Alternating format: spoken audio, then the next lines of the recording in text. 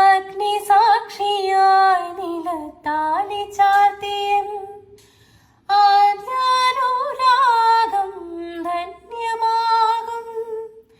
മന്ത്രകോടിയിൽ ഞാൻ മൂടി നിൽക്കവേ ആദ്യാഭിലാഷം സഫലമാകും.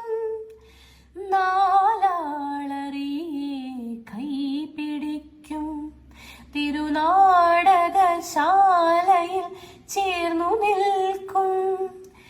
നാലാളറിയെ കൈപിടിക്കും തിരുനാടകശാലയിൽ ചേർന്നു നിൽക്കും.